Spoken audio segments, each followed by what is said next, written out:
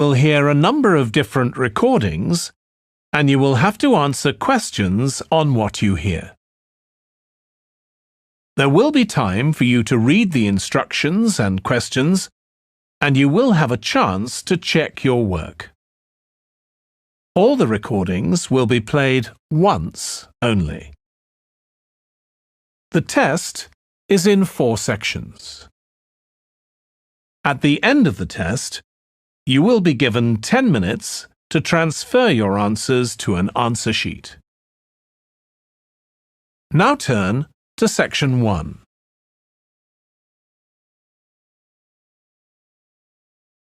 Section 1. You will hear a woman phoning a box office to ask about a festival in the town of Kenton. First, you have some time to look at questions 1 to 5.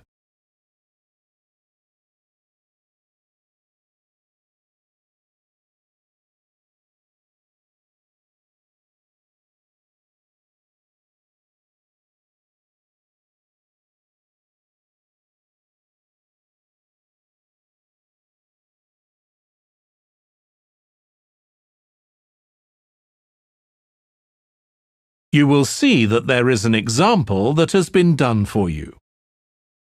On this occasion only, the conversation relating to this will be played first. Good morning, Kenton Festival Box Office. How can I help you? Oh, good morning.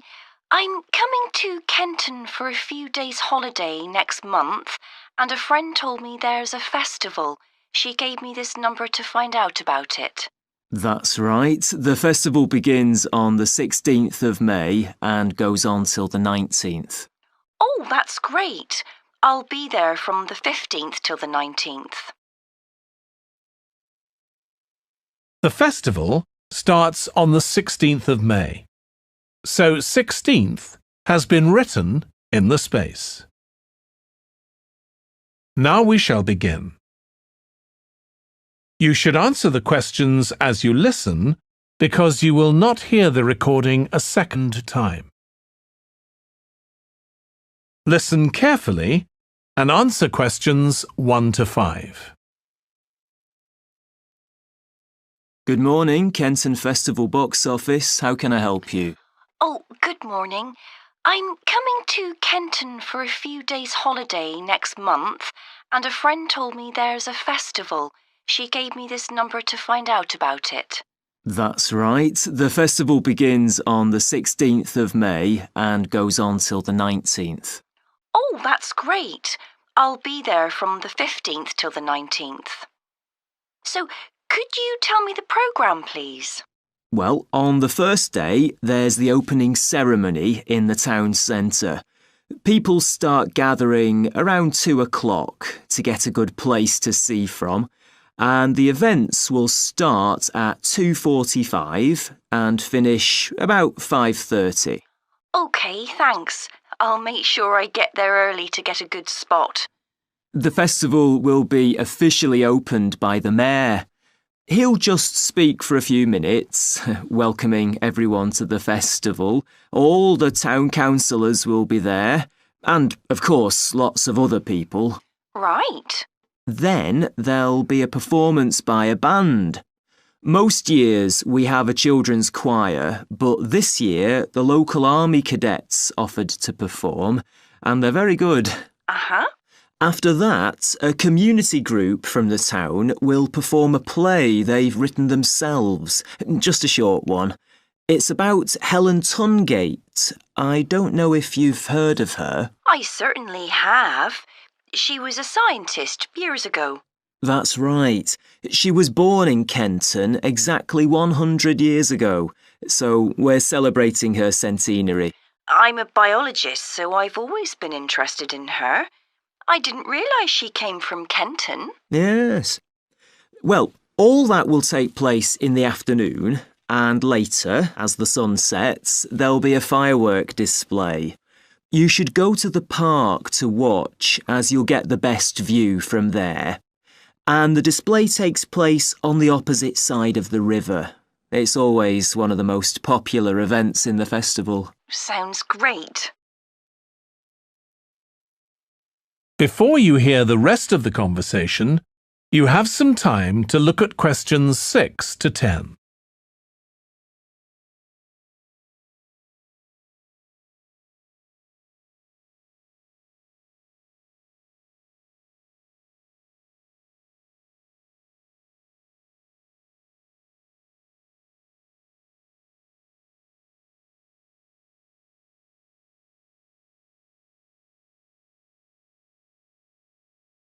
Now listen and answer questions 6 to 10. And what's happening on the other days? There are several events that go on the whole time. For example, the students of the art college have produced a number of videos, all connected with relationships between children and their grandparents. That sounds interesting. It makes a change from children and parents, doesn't it? Exactly. Because the art college is in use for classes throughout the festival, the videos are being shown in Handsworth House. How do you spell the name? Handsworth.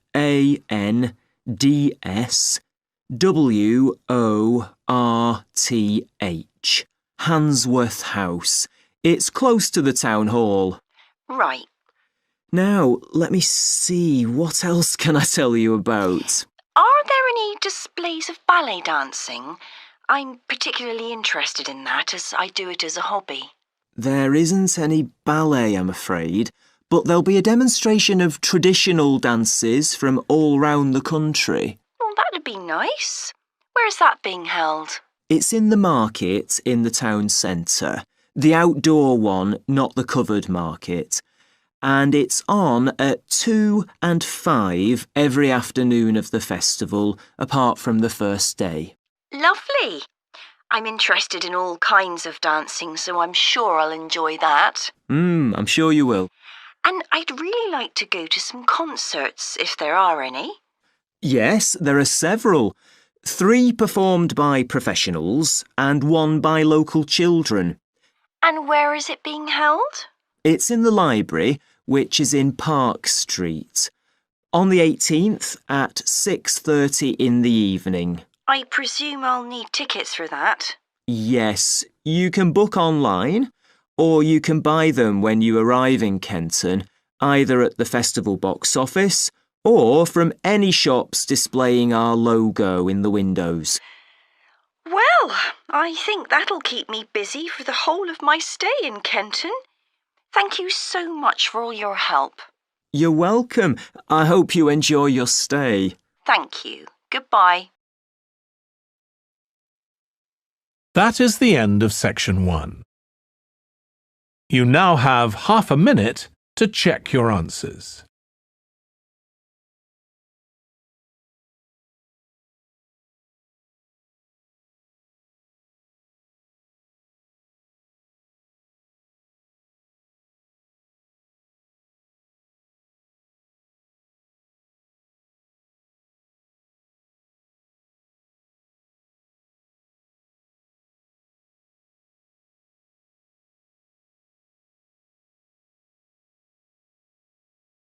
Now turn to section 2.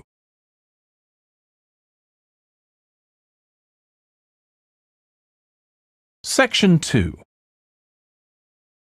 You will hear a man talking to a group of people about a tour of theatres in the city of Munich in Germany that he has arranged for them.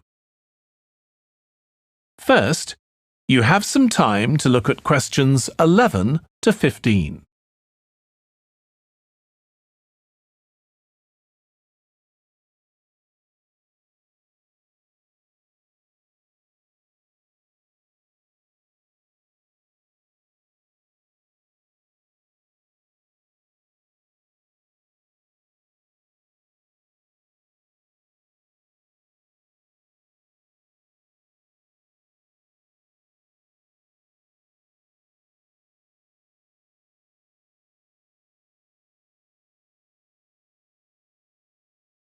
Now listen carefully and answer questions 11 to 15. Right. I've now almost succeeded in finalising plans for our tour, so I'll bring you up to date with what I know. As you know, we're flying first to Munich on Monday the 4th. The flight is at 11:30, so it's too early to have lunch at the airport. I suggest we meet there for coffee at 10, which should give us plenty of time for breakfast before we leave home. When we arrive in Munich, we'll be met at the airport by Klaus Bauer. Klaus works for a tour operator, and he'll look after us for the time we'll be in Germany. He's already liaised with the managers of the theatres we're going to visit, and he's also arranged for an officer of the National Theatre in Munich to show us round the theatre one afternoon during our stay. Now, last time we discussed this trip, I didn't have the precise cost for hotel rooms, but now I have. The normal rate at the hotel where we're staying is €150 a night for a double room. I'd hoped to get that down to €120, but in fact I've been able to negotiate a rate of 110. That'll be reflected in the final payment, which you'll need to make by the end of this week. On Tuesday, the day after our arrival, I had hoped we could sit in on a rehearsal at one of the theatres, but unfortunately that's proved very difficult to arrange. So instead, we'll have a coach trip to one of the amazing castles in the mountains south of Munich. On Tuesday evening, we'll all have dinner together in a restaurant near our hotel. From talking to you all about your preferences, it was clear that a typical local restaurant would be too meat-oriented for some of you. Some of you suggested an Italian restaurant, but I must confess that I decided to book a Lebanese one, as we have plenty of opportunities to go to an Italian restaurant at home. On Wednesday afternoon, the director of the play we're going to see that evening will talk to us at the theatre. She'll describe the whole process of producing a play, including how she chose the actors, and, as the play we're going to see is a modern one, how she worked with the playwright. Before you hear the rest of the talk, you have some time to look at questions 16 to 20.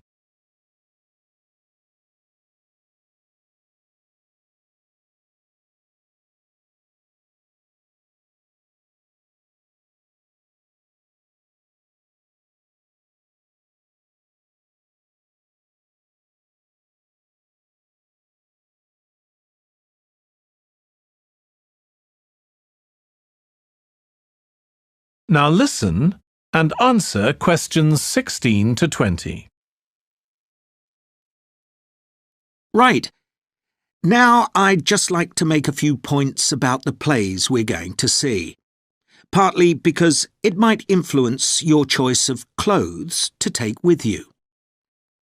The play we're seeing on Wednesday evening is a modern one, and we're going to the premiere, so it'll be quite a dressy occasion, though of course you don't have to dress formally. I gather it's rather a multimedia production, with amazing lighting effects and a soundtrack of electronic music, though unfortunately the playwright is ill and is unlikely to be able to attend. On Thursday, we're seeing a play that was first performed last year, when it was commissioned to mark 100 years since the birth in the town of a well-known scientist. We're going to see a revival of that production, which aroused a lot of interest. Friday's play will really make you think hard about what clothes to pack, as it'll be in the garden of a palace. It's a beautiful setting, but I'd better warn you, there won't be much protection from the wind. On Saturday, we're going by coach to a theatre in another town, not far from Munich. This will be the opening of a drama festival, and the mayor and all the other dignitaries of the town will be attending.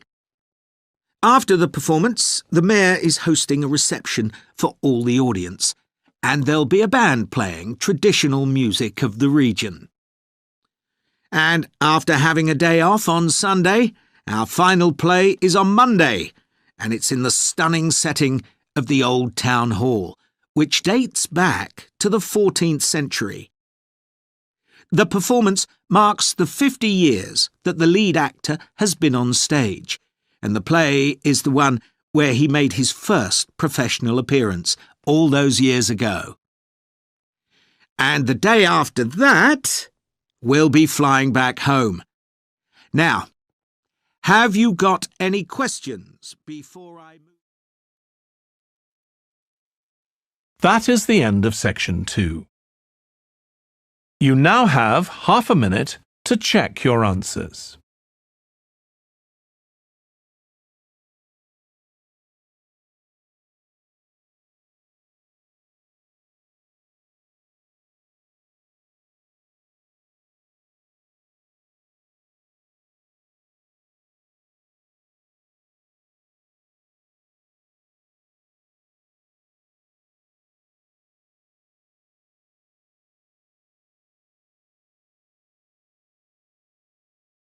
Now turn to section 3.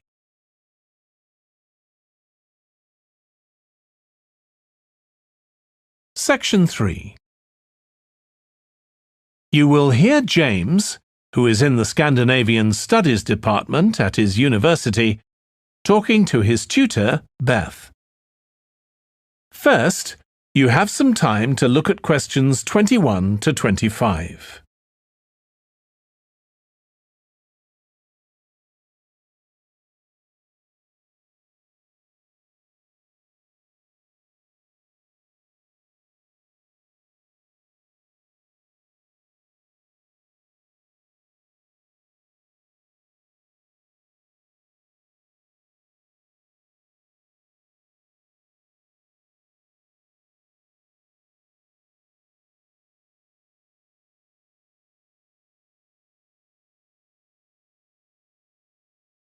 Now listen carefully and answer questions 21 to 25. Oh, good morning. You must be James. I'm Beth Cartwright. Please call me Beth. Thank you. Now, as this is your first tutorial since you started on the Scandinavian Studies course, I'd like to find out something about you. Why did you decide to take this course? Well, my mother is Danish, and although we always lived in England, she used to talk about her home a lot, and that made me want to visit Denmark. We hardly ever did, though. My mother usually went on her own. But whenever her relations or friends were in England, they always came to see us. I see. So I assume you already speak Danish, one of the languages you'll be studying? I can get by when I talk to people, though I'm not terribly accurate. Now, you probably know that you'll spend the third year of the course abroad. Have you had any thoughts about that? I'm really looking forward to it. And although Denmark seems the obvious place to go because of my family connections, I'd love to spend the time in Iceland. Oh, I'm sure it can be arranged. Do you have any plans for when you graduate? A lot of students go on to take a master's degree. I think the 4 years of the undergraduate course will be enough for me. I'm interested in journalism, and I quite like the idea of moving to Scandinavia and writing for magazines. I'd find that more creative than translating, which I suppose most graduates do. Okay. Now, how are you finding the courses you're taking this term, James? Well, I'm really enjoying the one on Swedish cinema. That'll continue next term. But the one on Scandinavian literature that's running at the moment will be replaced by more specialized courses. Oh, and by the way, if you're interested in watching Danish television programs, there's going to be a course on that the term after next. That sounds good. Have you started thinking about the literature paper that you have to write in the next few weeks? Yes, my first choice would be to do something on the Icelandic sagas. The trouble with that is that a lot of people choose that topic, and it can be difficult to get hold of the books you'll need. Why not leave that for another time? Right. You might find modern novels or 19th century playwrights interesting. I've read or seen several plays in translation, so that would be a good idea. Fine. I'll put you down for that topic. Right, so what would you advise me to aim at in the paper? First, I suggest you avoid taking one writer and going into a great deal of detail. That approach certainly has its place, but I think you first need to get an understanding of the literature in the context of the society in which it was produced, who it was written for, how it was published, and so on. I also think that's more fruitful than placing it within the history of the genre. Okay, that sounds reasonable. Before you hear the rest of the discussion, you have some time to look at questions 26 to 30.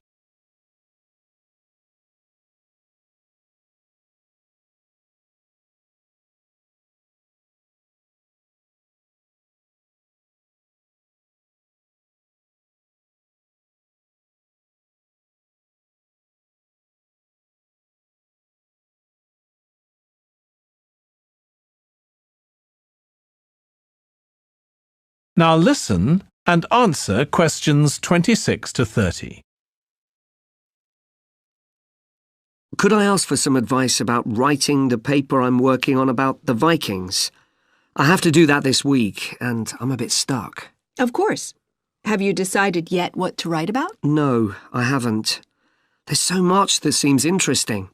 Viking settlement in other countries, trade, mythology. Well, what I suggest is that you read an assignment a student wrote last year, which is kept in the library. It's short and well-focused, and I'm sure you'll find it helpful. I'll give you the details in a moment. Textbooks usually cover so many topics, it can be very difficult to choose just one. Okay. I've got a DVD of the film about the Vikings that came out earlier this year. Should I watch that again? If it's the one I am thinking of, I'd ignore it. It's more fantasy than reality. But I've got a recording of a documentary that you should watch. It makes some interesting and provocative points, which I think will help you to focus your topic. Right. So then, should I work out an outline? Yes, just headings for different sections at this stage.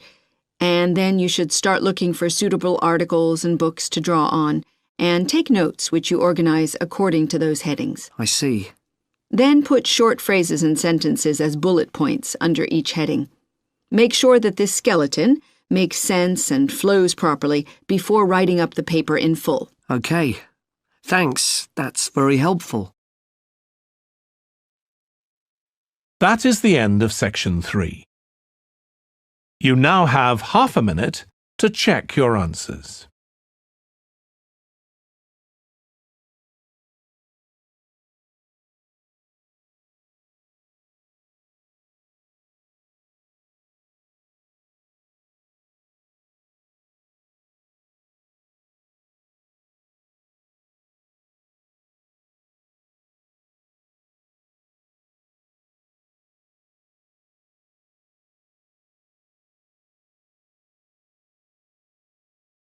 Now turn to section 4.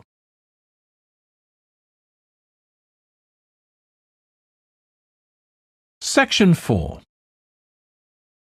You will hear part of a lecture about conflict at work, given by a business studies lecturer. First, you have some time to look at questions 31 to 40.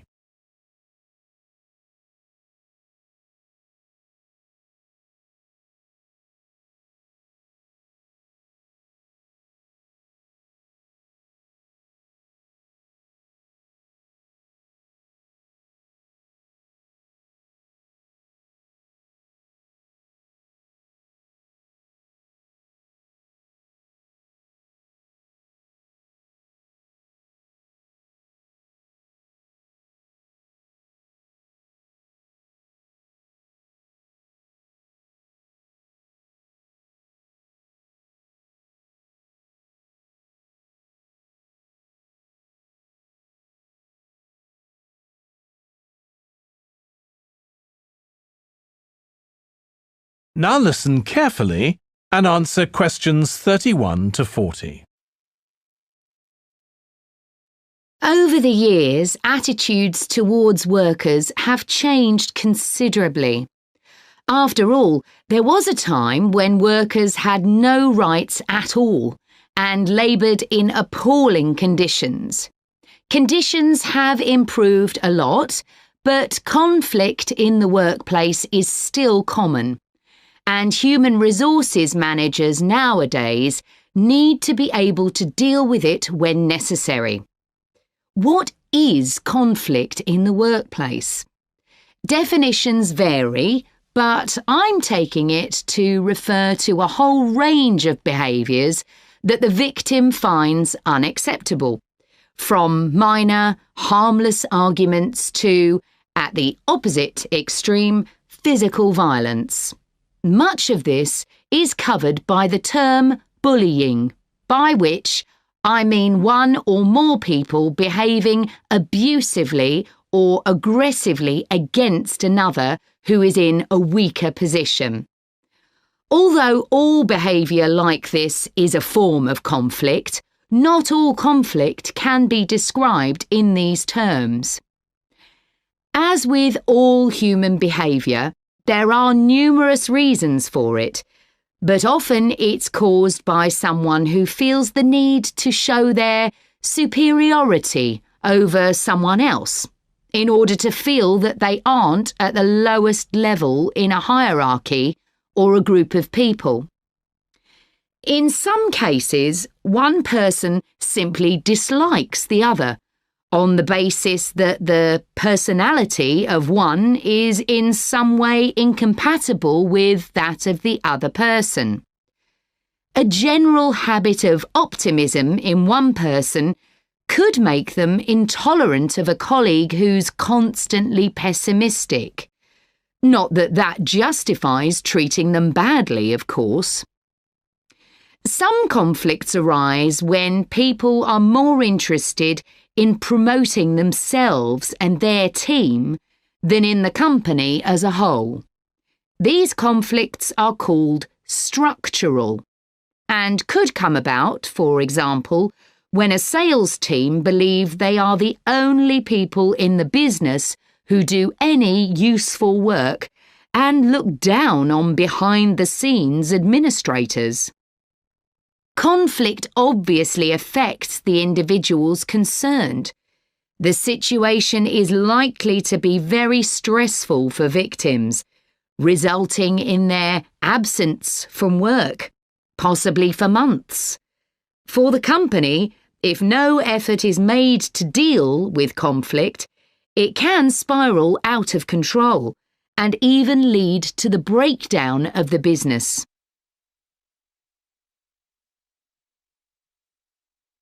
Some interesting work with chief executives, CEOs, has uncovered some of the reasons why they may treat colleagues badly. Many CEOs combine two opposing characteristics: confidence, that is, the belief that they're capable of great achievements, with a high level of anxiety, a fear of missing targets, whether set by themselves or by the directors of the company. This combination can make them respond badly to anyone who questions their decisions. In a high-pressure work environment, such characteristics become problematic, and it's particularly difficult to tackle the situation where colleagues, managers and board members are all trying to achieve their own visions. When they can't agree on strategic issues and on where they see the business going, there are real problems. For managers at lower levels within the organisation, it might seem that an autocratic form of management, where the chief executive gives orders and everyone else has to obey, would see more conflict than others.